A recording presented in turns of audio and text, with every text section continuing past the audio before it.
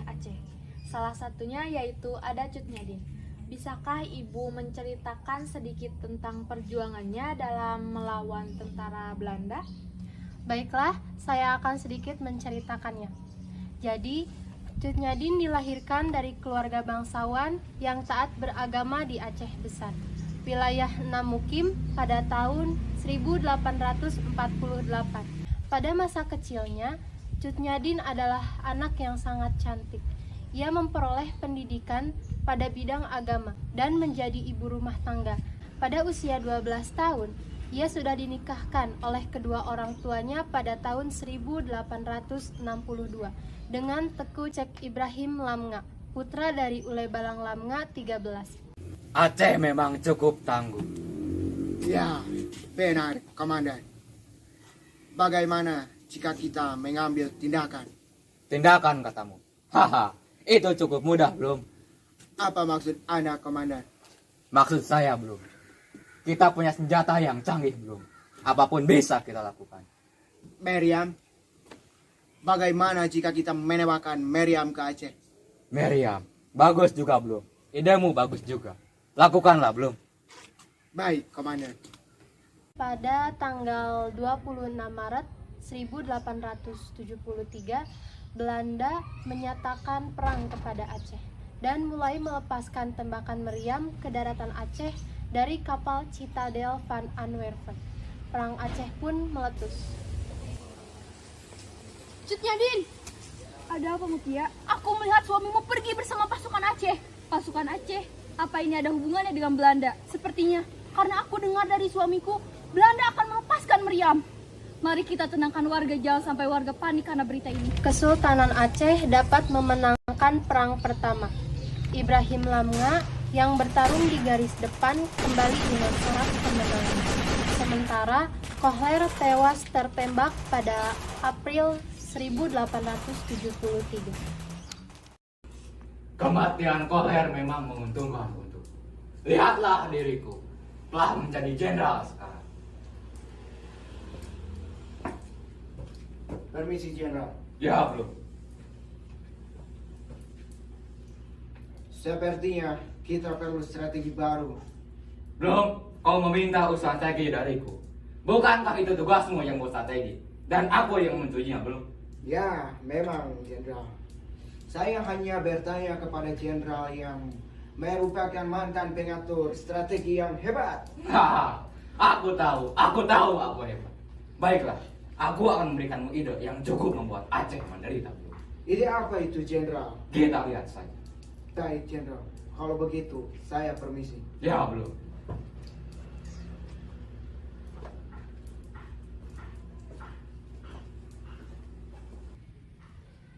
Di bawah pimpinan Jan van Swieten, daerah Namukim dapat diduduki oleh Belanda pada tahun 1873. Sedangkan Keraton Sultan jatuh pada tahun 1874. Assalamualaikum. Waalaikumsalam. Ada apa lagi Mutia? Ayo kita pergi. Ayolah, ibu-ibu dan rombongan lain sudah mulai mengungsi. Bawa anakmu dan ayo kita pergi. Suamiku, dia sedang berjuang untuk Aceh. Cut Nyadin dan bayinya akhirnya mengungsi bersama ibu-ibu dan rombongan lainnya. Ketika Ibrahim Lamnga bertempur di Gletarum, ia tewas. Hal ini membuat Cut Nyadin sangat marah dan bersumpah akan menghancurkan Belanda. Ah, kurang ajar. Awas kau Belanda. Kau telah membunuh suamiku. Akan kuhabisi kau dengan tangan. Aku akan menghancurkanmu. Aku akan menghancurkanmu Belanda. Mengapa engkau belum memperistri orang? Saya hanya akan memperistri seorang wanita yang pemberani dan juga kokoh dalam pendiriannya. Kau mencari seorang wanita yang seperti itu? Ya, benar.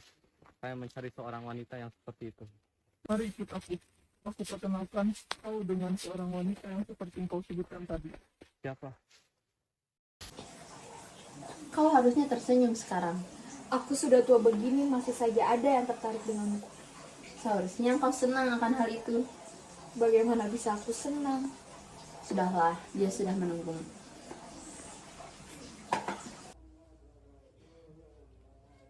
Ada urusan apa kalian kemari? Saya membawa seorang rekan yang akan melamarmu, Cik Nyadin. Perkenankan saya memperkenalkan diri. Saya Teguh Umar. Saya hendak melamar engkau, Cik Nyadin. Untuk apa? Maaf, tapi aku tak bisa menerimamu. Cik Nyadin, kau memang wanita tangguh, pemberani, dan juga kokoh dalam pendirian. Ketika kau menikah dengannya nanti, kau bisa ikut dalam medan perang. Dengan begitu, kau bisa menghancurkan Belanda dengan tanganmu sendiri. Ya, benar apa yang dikatakannya. Jika kau menikah denganku, kita bisa bersama-sama mengalahkan Belanda. Baiklah, aku akan menerimamu. Dengan persyaratan kau benar-benar menepati omongan kita. Saya permisi.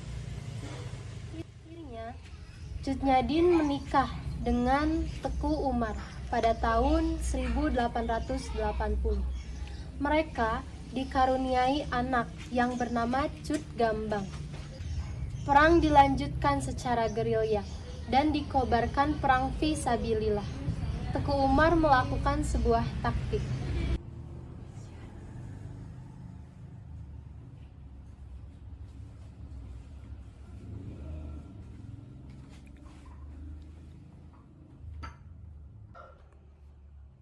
Itu taktik yang cukup bodoh, suamiku. Apa maksudmu? Ini taktik yang sudah kupikirkan sejak lama. Aku melakukan ini untuk Aceh. Percayalah padaku, aku takkan mengkhianati Aceh. Tapi, Lihatlah sekarang, aku sudah berhasil sedekat ini dengan Belanda. Aku bisa membodohi mereka. Percayalah padaku. baiklah, aku percaya padamu. Lakukanlah yang harus kau lakukan. Keesokannya, Teguh Umar dan pasukannya yang berjumlah 250 orang pergi ke Kutaraja dan menyerahkan diri kepada Belanda. Teguh Umar. Suatu kehormatan bagiku kau datang ke sini. Aku datang ke sini bersama 250 orang pasukan. Apa maksudmu, Cik Umar? Apa yang ingin kau lakukan? Aku ke sini bukan untuk menyerang kalian. Aku ke sini untuk menyerahkan diriku dan seluruh pasukanku. Baiklah, akan ku terima dan semua pasukanmu dengan penuh kehormatan, Teguh Umar. Belum, suruh mereka pergi ke aula. Aku akan menemuinya. Lalu kau ikut denganku. Baik, Jenderal. Pergilah kau ulang.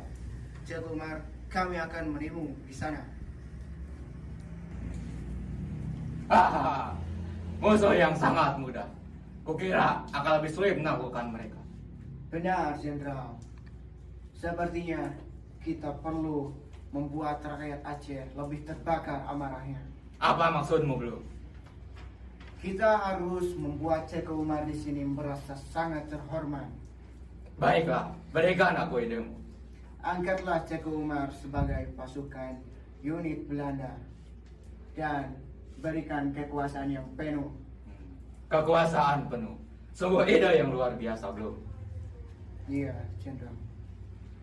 Belanda sangat senang karena musuh yang berbahaya mau membantu mereka, sehingga mereka memberikan Teguh Umar gelar Teguh Umar Johan Pahlawan dan menjadikannya komandan unit pasukan Belanda dengan kekuasaan penuh. Suamimu hebat. Sekarang dia memimpin pasukan kita. Aku harap Belanda akan hancur. Ya, aku juga berharap seperti itu. Apakah suamimu memberitahu apa yang akan dilakukannya pada Belanda? Aku tidak tahu. Bagaimana kamu ini, Cut Nyadin? Harusnya dia memberitahumu. Tapi dia tidak. Seharusnya dia memberitahumu. Kenapa kamu terdiam? Selamat siang, Tengku Umar. Selamat siang, Wismutia. Bolehkah aku meminjam Cik Nyadin sebentar? Kenapa kau bertanya seperti itu padaku? Aku akan pergi. Cik Nyadin, aku pergi dulu. Silahkan berbicaralah.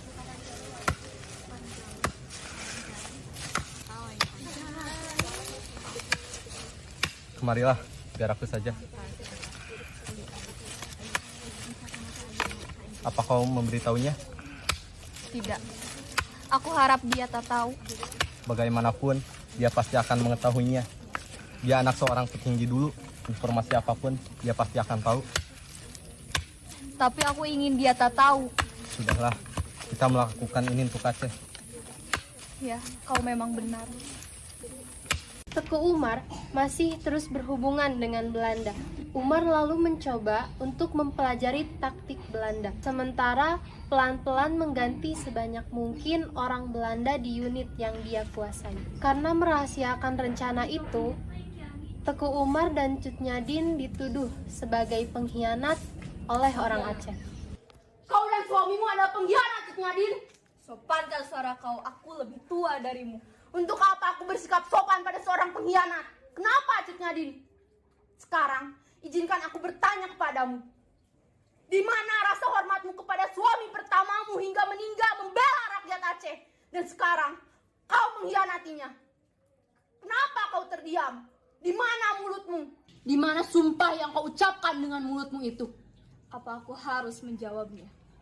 Kukira kau adalah wanita yang tangguh dan pemberani. Apa salah rakyat Aceh kepadamu? Pergilah, Mutia. Baik, aku akan pergi. Terima kasih, Cut Nyadin, atas pengkhianatanmu.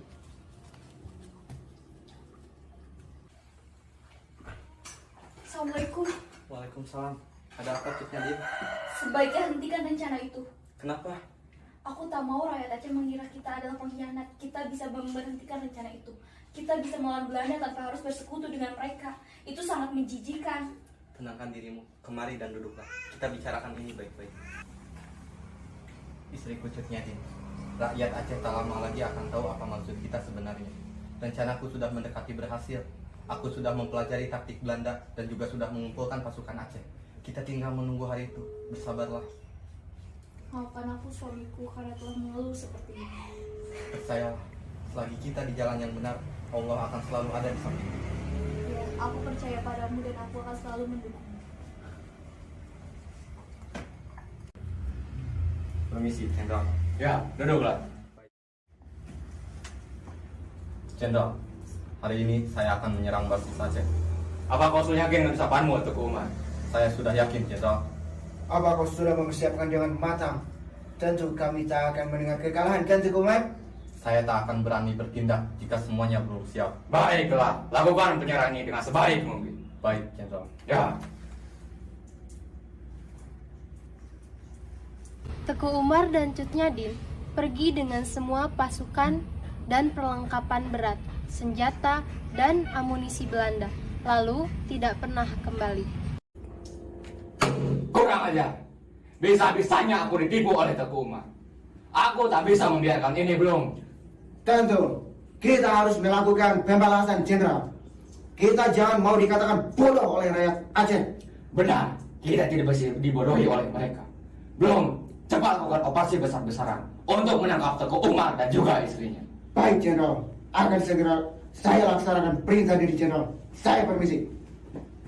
Namun, gerilyawan kini dilengkapi perlengkapan dari Belanda. Mereka mulai menyerang Belanda, sementara Jan van Swieten diganti. Swieten memang tidak becus dalam hal ini. Jenderal, saya memiliki strategi untuk membuat rakyat Aceh ketakutan. Apa itu? Bagaimana kalau kita mengerahkan pasukan de Marsose, Jenderal? Kenapa? Kenapa kau ingin mengerahkan pasukan ini? Agar rakyat Aceh terus merasakan ketakutan, Jenderal. Dan dengan seperti itu, kita bisa dengan mudah menghancurkan Aceh. Ya, bagus juga ide ini. Aku suka dengan pemikiran. Kau layak menjadi penasehatku, Humroj. Terima kasih atas pujianmu, Jenderal. Permisi, Jenderal. Silakan duduk. Baik. Jenderal, saya baru mendapat beberapa informasi. Baik, berikan aku apa yang kau punya. Pasukan Aceh akan terus menekan kita. Dan sekarang mereka sudah menyerang Kucar Aceh dan Belabo. Begitu ya. Sepertinya kita harus mengirimkan sesuatu ke Aceh. Apa itu, Jenderal? Maksud. What? Pasukan de Marsose merupakan orang Tionghoa Ambon yang menghancurkan semua yang ada di jalannya. Namun, pasukan ini dibubarkan karena rasa simpati pasukan Belanda. Peristiwa ini menyebabkan kesuksesan jenderal selanjutnya karena banyak orang yang tidak ikut melakukan jihad kehilangan nyawa mereka dan ketakutan masih tetap ada pada penduduk Aceh. Sepertinya rakyat Aceh sudah dilanda ketakutan, Jenderal. Ya, kau benar. Tapi kita tak bisa berhenti sampai di sini saja. Maksud Jenderal, apakah Jenderal masih mempunyai suatu rencana? Seorang-orang Aceh yang bukan termasuk pasukan pemberontak. Baik, Jenderal. Tapi, apa yang akan kita lakukan terhadapnya, Jenderal? Suruh dia memata-matai pasukan pemberontak. Dan pastikan dia memberiku informasi yang sangat berharga. Bukan sampah. Baik, Jenderal. Akan saya laksanakan perintah Jenderal. Saya permisi.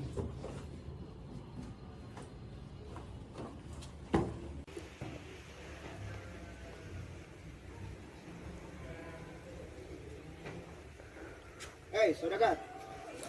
Come here. Ya Tuan, ada apa? Korang ingin mendapatkan uang? Tentu Tuan. Baik, aku akan memberimu uang. Asalkan kau mau bekerja sama denganku. Baik Tuan, apapun akan saya lakukan. Bagus. Tugasmu sangat mudah. Korang hanya perlu memberitahuku apa yang akan direncanakan oleh pasukan pemberontak. Baik Tuan, saya akan melakukannya. Bagus. Sana.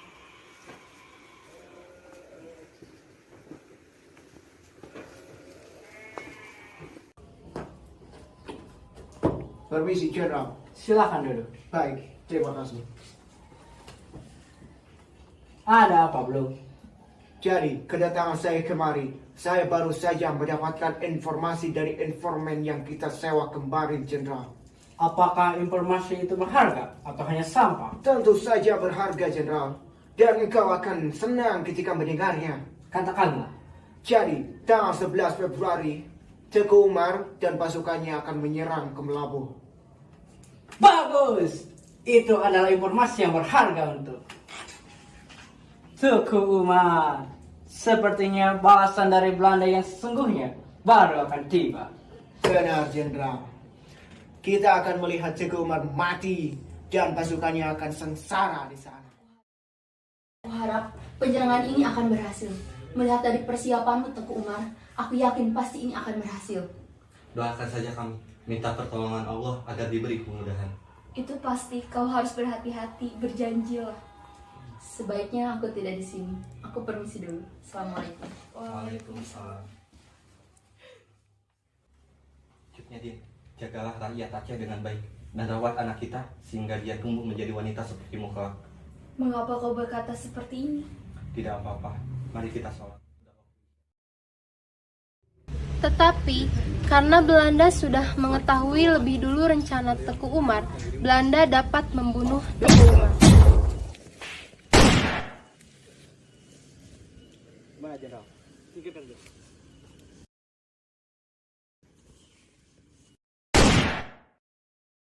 Cut Nyadin! Ada apa? Kenapa kau datang menemuiku? Maafkan aku, Cut Nyadin. Tapi suamimu, kenapa dengan suamiku? Apa yang terjadi dengannya? Teguh Umar, dia gugur, dia tertembak peluru. Tidak, kamu pasti salah. Abu saya pasti belum meninggal. Tidak. Diam. Kita sebagai wanita Aceh tidak boleh menumpahkan air mata kita terhadap orang yang sudah syahid. Cut Nyadin lalu memimpin perlawanan melawan Belanda bersama pasukan kecilnya. Ia sudah semakin tua, matanya sudah mulai rabun, dan ia terkena penyakit encok, dan juga jumlah pasukannya terus berkurang. Kau baik-baik saja, Cut Nyadin. Aku baik-baik saja, Panglaut. Mau saya ambilkan makan dan minum? Tidak usah. Sebaiknya kau banyak-banyak beristirahat. Jika aku terlalu banyak beristirahat, akan banyak rakyat Aceh yang terbunuh. Kau mau kemana, Panglaut? Aku akan pergi, tapi aku akan kembali. Semoga engkau senang ketika aku kembali. Panglaut melaporkan lokasi markasnya kepada Belanda karena iba. Akibatnya, Belanda menyerang markas Cut Nyadin di Betong Lesage. Mereka terkejut dan bertempur mati-matian. Cut Gambang! Ada apa, Ma? Kau tidak apa-apa? Mutia, tolong bawa pergi anakku dari sini, kumohon. Tidak, aku tidak akan meninggalkanmu. Tolonglah, pergi sekarang. Aku mohon bawa anakku pergi dari sini demi Aceh, Mutia. Baiklah, ayo Cut Gambang. Tidak, Ma. Tidak, Ma. Aku tidak akan membiarkanmu, Belanda. Menyerah kau Cenadin, kau ini sudah tua dan takkan bisa melawan lagi. Prajurit, bawa dia.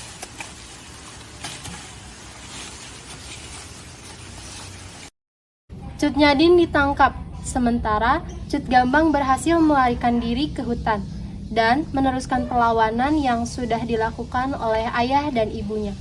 Pada tanggal 6 November 1908, Cut Nyadin meninggal karena usianya yang sudah tua. Oh, jadi seperti itu ya Bu, cerita dari perjuangan Cut Nyadin dalam memperjuangkan daerah Aceh. Terima kasih Ibu atas ceritanya. Jadi, amanat atau pesan yang dapat diambil dari kisah Cut Nyadin yang berjuang demi tanah Aceh adalah 1. Tidak ada batasan termasuk kesetaraan gender dalam hal berjuang. Yang kedua, pantang menyerah dan bertekad kuat. Yang ketiga, mengubah kesedihan menjadi semangat. Dan yang terakhir, mempunyai pendirian yang kuat dalam menghadapi tentara sekutu Belanda.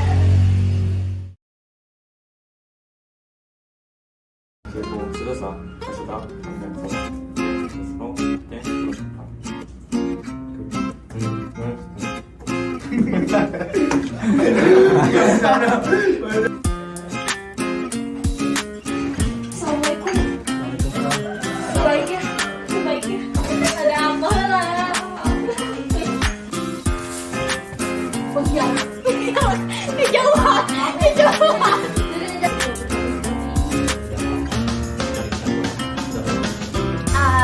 Kenapa ikut-ikut ini? Cut Nyadin, ada apa? Gak ada apa-apa. Tapi suamiku sudah tarik. Cut Nyadin.